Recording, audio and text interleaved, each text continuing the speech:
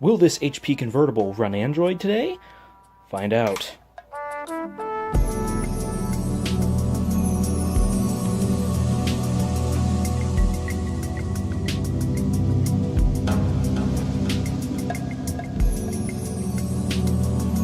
Greetings, ladies and gentlemen. My name is Justin, and this is an all-tech dream.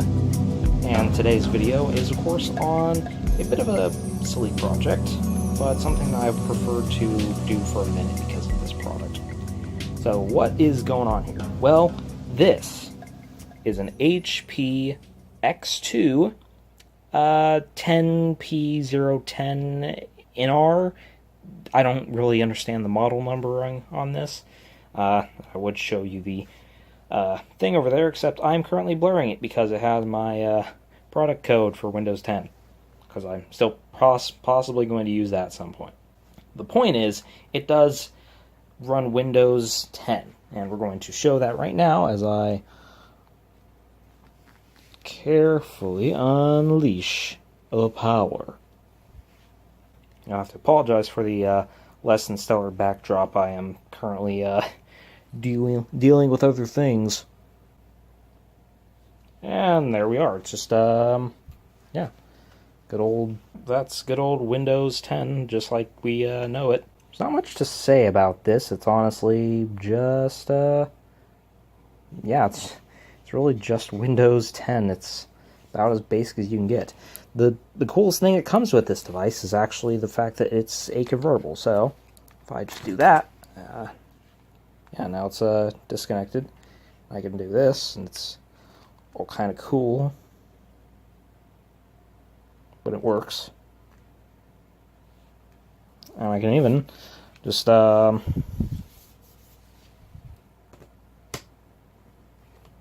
that. There you go. Now it's a little display. In all seriousness, though, what are we doing with this thing today? Well, it's actually pretty simple to explain.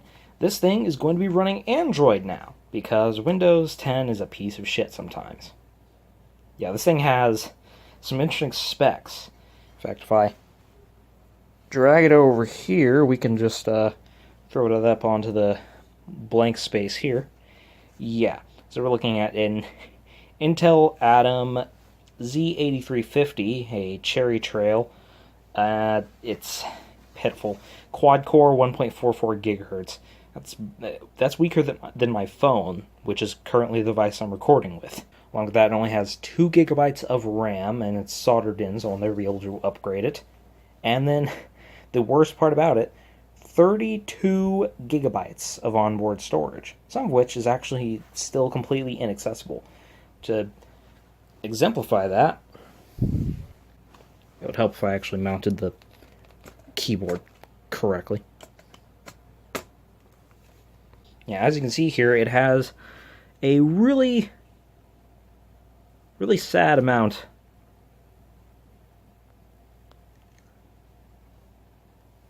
What even? Yeah, that wasn't even how much I had throughout the lifespan of this device, with a whole bunch of other programs, including Steam and Skype and IRC and Chrome and EarthEnView and Notepad++, and all these other little things. It just added up to being an insufferable amount of space. It's ungodly orange right now. So the only option I'm going to be taking is to install Android. But not just any Android. We want to use a very specific version of Android, and that's basically the newest one that we possibly can get our hands on. Now, unfortunately, there's not a lot of projects going on in regards to the x86 world of Android as much as it could be. Android x86 is still basically always in development. Remix OS ceased development sometime in October or November, and so the only current option to get an even remotely new version of Android is Phoenix OS, which is on version 2.6 and is currently being built on top of Android 7.1.1, which is Nougat, the newest possible version I can get. For reference, my current phone, which is a Galaxy Note Edge, is running Android 6.0 Marshmallow. So we're still going to be working pretty far behind, considering we're currently on Android Oreo, and I think they're already going to be announcing an Android 9 for sometime in Google's upcoming I/O segments. So, how about we just get things started here? So, in order to make this slightly easier, I'm going to be using a little extension cable, because that just makes sense. Simply just line that thing up. There we go. And make it all fit, all copacetic-like. And what do you know? Phoenix OS Live CD. But does it have anything I can use? So now we're just gonna restart the device and see if I can get this thing into freaking BIOS setup. I can't get this to focus correctly. Where's this text? Okay, so we have basically 6 different options. We can do some system info, some system diagnostics, a boot device option, a BIOS setup, system recovery, and network boot. F11. Yeah, my system recovery is in this device, and that's the thing that's taking up quite a bit of my extra space. Not that I can do much about it. So, I'm just going to go ahead and go right into the F10. What key is that? This one. Hey, we got some BIOS settings here. Born on date 00000000. That's not even like an epoch date associated with Unix. Holy crap. Factory installed OS non-Windows. What? That doesn't make sense.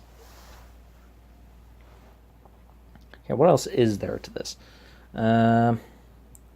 Yeah, basically secure race and security settings. System settings. This is actually kind of interesting. This machine has the ability to virtualize things.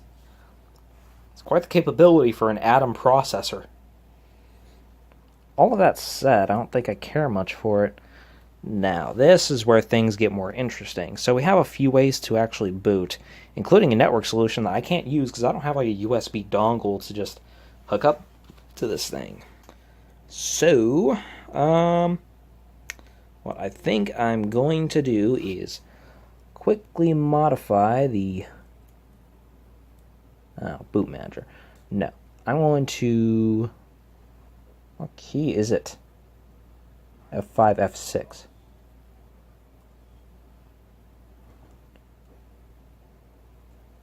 Okay, that should hopefully work.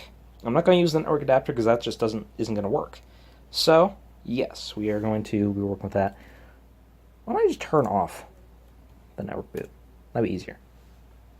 Okay, so with all that set up, let's hit F10, save the settings, and go in. Hopefully. Oh, there's my display. Whoa. Verification failed. Access denied. Okay.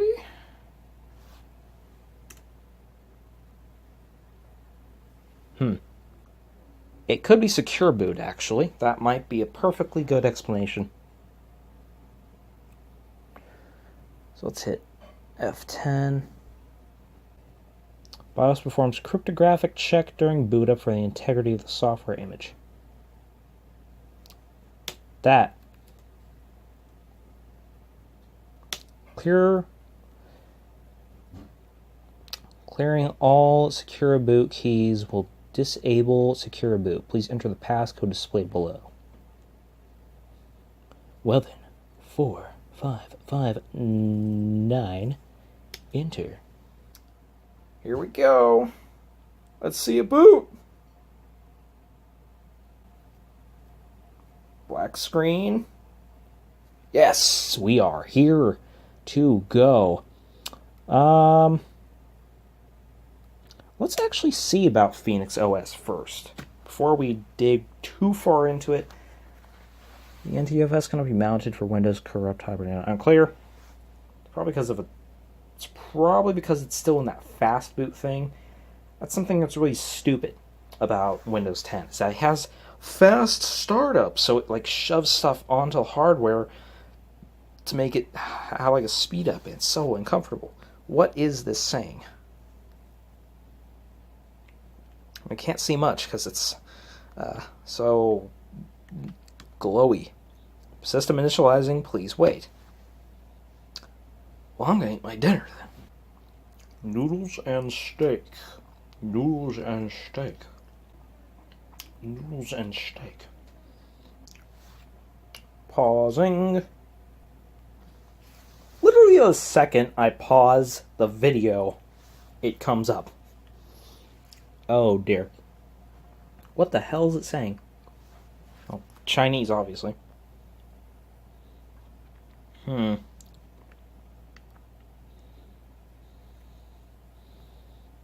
it did boot up, and it actually booted pretty reasonably fast. Oh, good. English. It's obviously going to be English, because when would it ever be not English? It's all being translated by someone. Oh, the EULA, the EULA, the EULA. I can't even scroll it because the two-finger touch doesn't properly work. Ah. Connect to a network. Let's just skip that right now. Your tablet won't have an internet connection. You won't get software updates until you connect. You can't activate device protection features at the time. Well, whatever. 'Cause I'm probably not gonna do it here for long because it is actually still running on the USB stick. I have not installed it to the hardware yet, and I'm going to do that once I get a good confirmation that this is worth doing in the first place. Let me just budge the microphone. Not the most efficient setup, is it? Okay. So, I have a new notification. Here's the first test. Does the touch screen work? Yes, it does. Success. Does the mouse work? It certainly does, though it's a little laggy. That could be due to a lack of a proper graphics driver. Can't really test if the keyboard works yet. That can be arranged. Go to Stardust web browser. Oh wow, look at all these key bindings.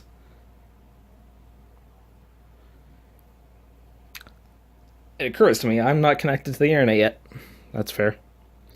Oh, it's still Chinese. Wowee.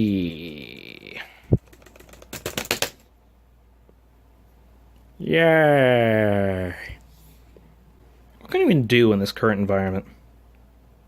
What settings do I have? Well, that looks strangely Mac-like. Ah, good. Here we go. Now we have a proper type of thing. I still can't do the two-finger scrolling. That's cool. This is... screw it. That's not helping much. That is an absolute lie. 100% my ass. Oh, we seem to have a recent button or a back button. Handy back button, long press to show more options. Oh, jeez. Oh, you can really configure it, can't you? I guess you home. There's your recents. Huh. That's actually not too bad. Oh, input method Chinese. That's not okay. Oh god, no. I have to download English. Oh no. Anyhow. No. Please get off my screen. Please stop. Hide. Okay. Is there apps? Oh. Does the camera work?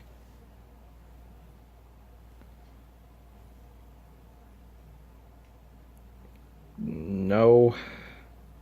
Oh. Oh, shit. Well, well, here's the reveal, I guess. Why did it go straight to the front-facing camera? My hair is a mess. How about the other camera? How do I even change the other camera? How? Oh, no. Am I seeing this correctly? Okay. So, I guess I can't use the front-facing camera? Because there's totally a camera. It's right there.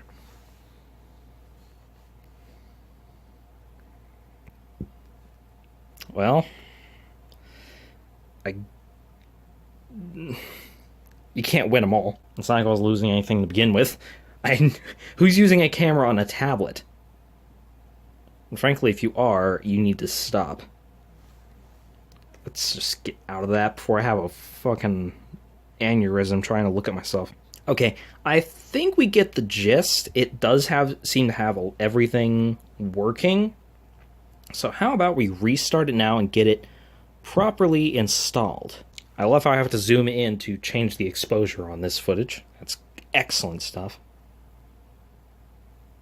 My phone is actually very hot, so I should consider taking a break. Either way, I still only have like 15 minutes left of recording, so let's see if we can get this done fast.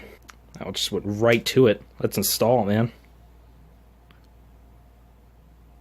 Detecting Phoenix OS. Well, found. Oh god, what is this mess? What am I even looking at here?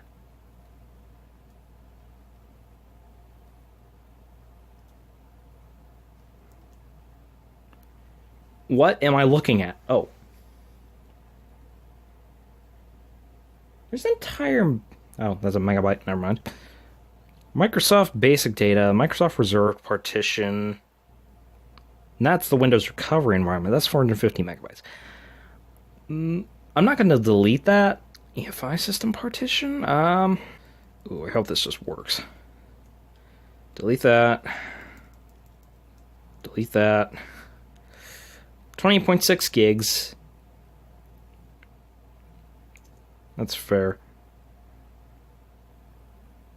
First sector will default there. Size in sectors.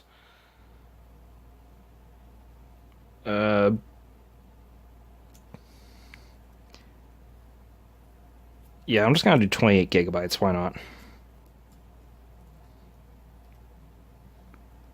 Current type is 8300. Hex code. Yeah, I don't know what that means. Current partition name is Phoenix. There's just another 598 megabytes left over. Cool. Let's redetect it.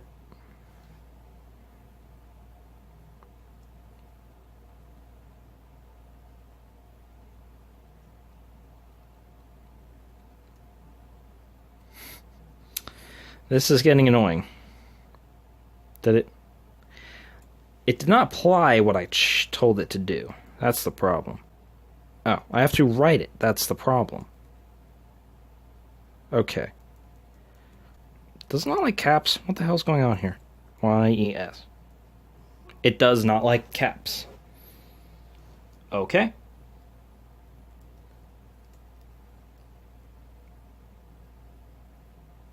Okay,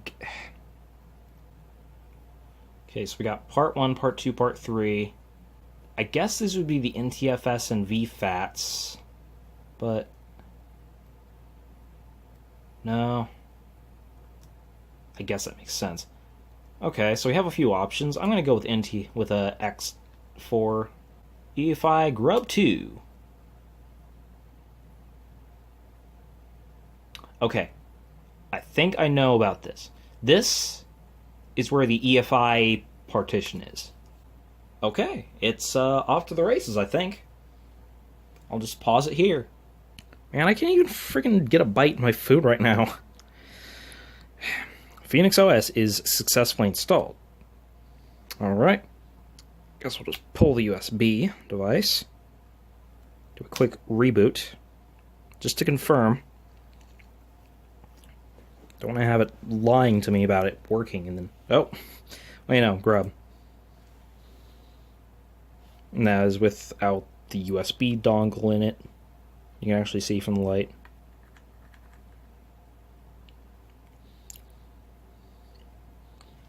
System initializing once again.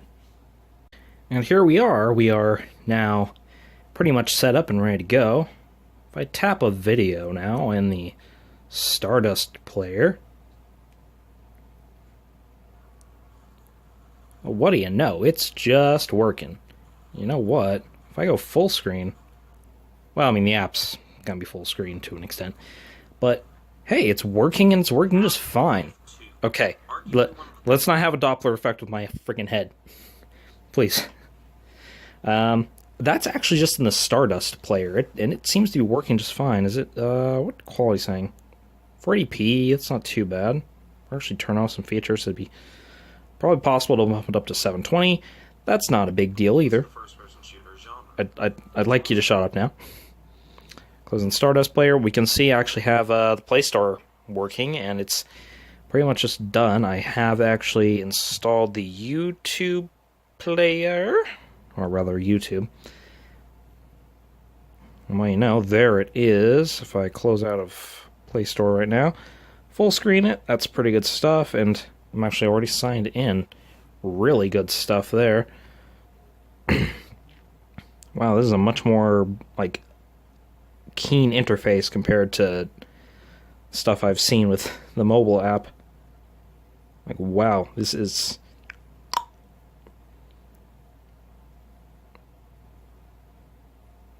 So actually now, if I try... But the feel of the game is easy enough to understand, if a little janky. Little things like the sprint just being... What the hell? Why can't I go any further than 480p?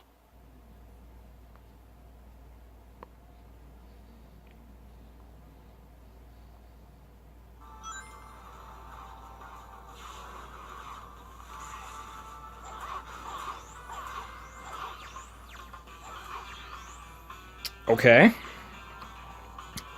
I may have to do a little bit of research on that.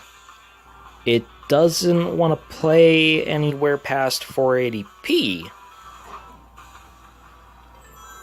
That's a little bizarre. But in all other regards, I think this is just going to work. So yeah, that was today's little old tech dream, turning my little HP tablet from a borderline terrible Windows PC into a possibly pretty impressive Android device. Oh, it wasn't going to be that easy, was it? Well, ladies and gentlemen, it's been a couple days since the last video. You can actually probably see over there, I am, in fact, editing the video for this right now and just throwing this a little bit together last minute. But, yeah, let's just quickly jump through and show you guys that I am, in fact, still running Windows on it. Why on earth am I doing that? Well, let's just say things got to be problematic. So, the first thing that's worth noting is that when I got Phoenix OS to work, there were some key problems. The battery indicator did not work. It insisted that it was always connected to AC power. In fact, even when I disconnected it, it was still showing the little battery identification thing in that video.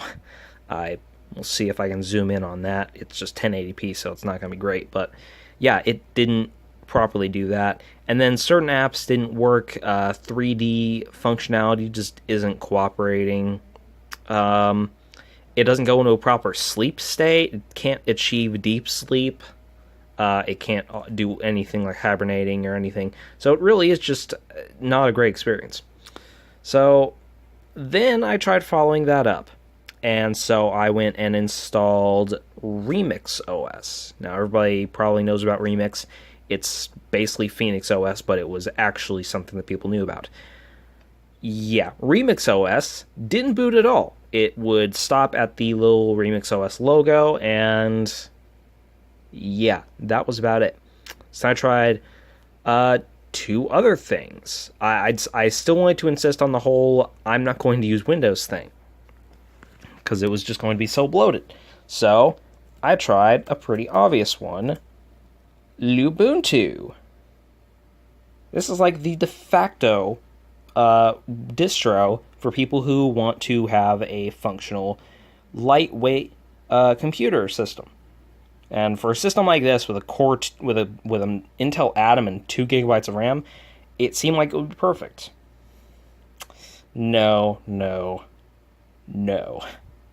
What problems arose there? Well, unfortunately, the specific sound chip in this device, I can't even get like proper information about it. It says Intel SST audio device. It's like, what does that even mean? I don't know. But all I know is it doesn't actually work. It will not cooperate with the system in and of itself. If I can get a hardware ID on this. Yeah. That makes sense to someone out there. Yeah, maybe. Yeah, media. So, anyway. None of that worked. The sound didn't work. The touchscreen was in and out. It's not a very good interface. Even when I switched over to GNOME, which had been replaced many years ago from what I remember it being, to this terrible little interface. I thought that would be good for the touch interface. It didn't. It just was terrible. And the thing also still wouldn't properly go to sleep or hibernate. It just is terrible.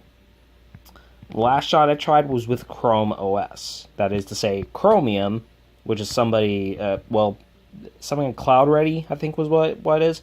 Somebody's personal reproduction of Chrome to work with like their own servers or whatever. That didn't work either. It still had the sound problem. There was just this consistent sound problem that seemed to be pervading the entirety of the Linux thing. Save for Phoenix OS. I don't know what it is about Phoenix OS, but it just worked. Phoenix OS just like kind of completely functioned. But the one key thing I noticed is like the battery life was significantly less. Like, it's not that an Intel Atom will draw that much power, but 6 hours compared to 10 hours? I kind of want 10 hours. So, needless to say, I went back to Windows 10. But I didn't just fold. I made sure that I was going to get absolutely every drop of space that I could out of it. So, I did a system wipe. The BIOS actually has a feature where it will let you completely wipe the storage. So I did that. I was like, I don't care about the recovery partition. It's gone. So that happened. And I used NT Lite, which is a program that lets you modify Windows installers to be more compact. If you get like a downloader or something, you actually will have like multiple versions. That way they can accommodate like whatever iteration you have. Like, oh, you're installing a key for Windows 10 Pro. Well, we're going to give you all the Pro features. Or Windows 10 S. Well, we're going to give you S. Or Pro In, where it's the professional version, but it removes the media player functionality. That type of stuff. And so, if we actually go over here, I haven't finished installing everything yet, but you can see I have significantly more space. And before I was actually installing stuff, I actually still have the drivers. I'll actually delete the SW setup folder and probably empty my recycle bin for that. Yeah, look at that. 16 gigs. Even before I started installing drivers, it was up to 18 gigs free. So, yeah, unfortunately, this entire video was just about pointless, because I'm back to Windows 10. That said, I'm still working with Windows 10 in a much better fashion compared to before, and even with all the extra storage, I've been able to just keep doing everything the way that I've been doing. So, yeah, I guess that's just how this video ends. So, yeah, yeah, wow, this is just goofy. Great. So yeah, if you guys enjoyed this video, go and hit the like button, subscribe and comment and everything about that. Yeah, I'm gonna finish editing this video now and upload it.